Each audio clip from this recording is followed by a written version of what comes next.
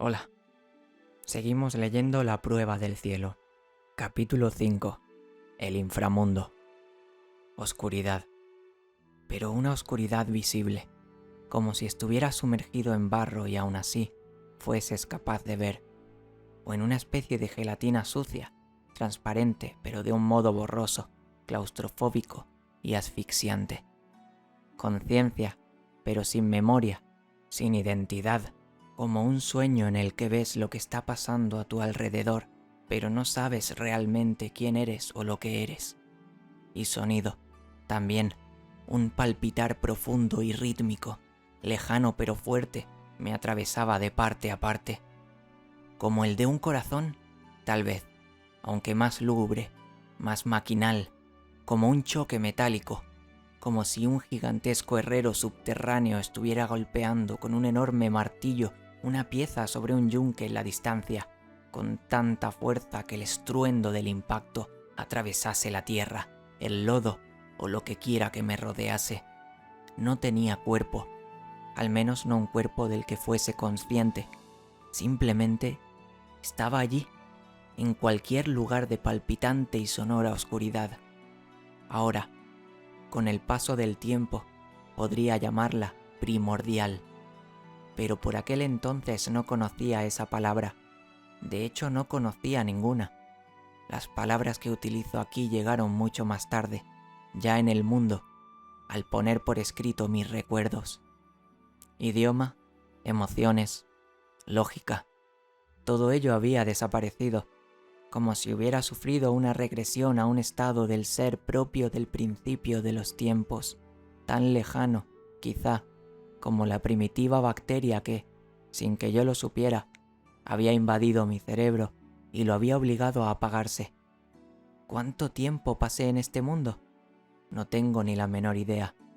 Cuando vas a un sitio en el que no percibes el tiempo como lo experimentamos en el mundo normal, describir su transcurrir es prácticamente imposible. Mientras todo sucedía, mientras estaba allí, me sentía como si yo, lo que quiera que fuese ese yo, hubiese estado en aquel lugar desde siempre y fuera a seguir allí eternamente. Y, al menos en un primer momento, tampoco es que me importase. ¿Por qué iba a hacerlo? A fin de cuentas, aquel estado del ser era el único que conocía. Como no albergaba recuerdo alguno sobre nada mejor, no me inquietaba especialmente el lugar en el que me encontraba. Sí que recuerdo haberme preguntado si sobreviviría o no, pero la indiferencia que sentía ante una respuesta u otra me inspiró una clara sensación de invulnerabilidad. Ignoraba por completo las leyes que gobernaban el mundo en el que me encontraba, pero tampoco tenía la menor prisa por descubrirlas. A fin de cuentas, ¿para qué? No sabría decir cuándo sucedió exactamente, pero en un momento determinado comencé a ser consciente de unos objetos que me rodeaban. Su aspecto era algo similar al de las raíces, y un poco como el que habrían tenido unos enormes vasos sanguíneos en un vasto y cenagoso útero. Emitían un fulgor rojizo y umbrío, y se extendían tanto por arriba como por abajo. En retrospectiva, recuerdo que verlas era como ver un topo o un gusano, una criatura enterrada en la tierra, pero, a pesar de ello, capaz de ver la enmarañada matriz de raíces y árboles que la rodea. Por eso, al acordarme más adelante de aquel lugar, lo bauticé como el reino de la perspectiva del gusano. Durante algún tiempo sospeché que podía tratarse de una especie de recuerdo de lo que experimentó mi cerebro cuando las bacterias empezaron a invadirlo. Pero cuanto más pensaba en ello, de nuevo, mucho más tarde, menos sentido le encontraba a esta explicación. Porque, por mucho que le cueste imaginar esto a alguien que no haya estado allí, mi conciencia no estaba nublada ni distorsionada, solo era limitada. En aquel lugar no era humano, ni siquiera animal, era algo anterior y más reducido. Solo era un punto de conciencia en medio de un mar entre rojizo y marrón, ajeno al paso del tiempo. Cuanto más permanecía en aquel lugar, menos cómodo me sentía. Al principio estaba tan profundamente sumergido en él que no había diferencia entre el yo y el espacio medio aterrador y medio familiar que me rodeaba. Pero, poco a poco, Aquella sensación de profunda, eterna e ilimitada inmersión fue dando paso a otra, la de que en realidad yo no formaba parte de aquel mundo subterráneo, sino que estaba atrapado en él. Unos rostros grotescos de animal brotaban del lodo, emitían un gemido o un aullido y volvían a desaparecer. De tanto en tanto oía un rugido sordo.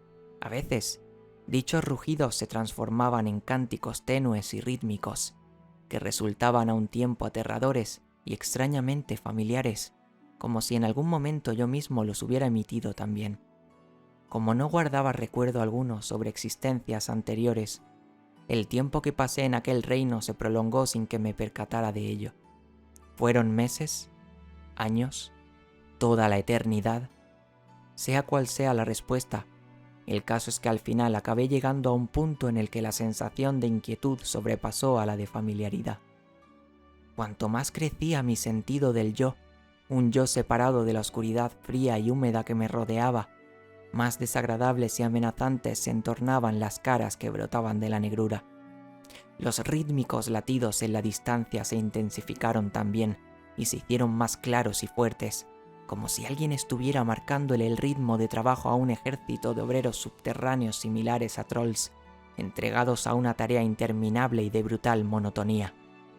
A mi alrededor, los movimientos se volvieron menos visuales y más táctiles, como si unas criaturas parecidas a reptiles o a gusanos correteasen en tropel junto a mí y me rozaran accidentalmente con sus pieles suaves o espinosas al pasar. Entonces empecé a captar un olor, un poco como a heces, un poco como a sangre y un poco como a vómito. Un olor de naturaleza biológica, en otras palabras, pero de muerte biológica, no de vida. A medida que mi conciencia iba afirmándose con mayor fuerza, sentí que el pánico empezaba a apoderarse de mí. Fuera quien fuese, o fuera lo que yo fuese, yo no pertenecía a aquel lugar. Tenía que salir de allí. Pero, ¿a dónde iba a ir? Mientras me formulaba esta pregunta, algo nuevo surgió de la oscuridad. Sobre mí, algo que no estaba frío, muerto, ni sumido en las tinieblas, sino todo lo contrario. Creo que aunque lo intentase durante todo lo que me queda de vida, jamás llegaría a hacerle justicia a la entidad que se me estaba aproximando en aquel momento, y no podría describir ni un triste esbozo de su auténtica belleza. Pero voy a intentarlo.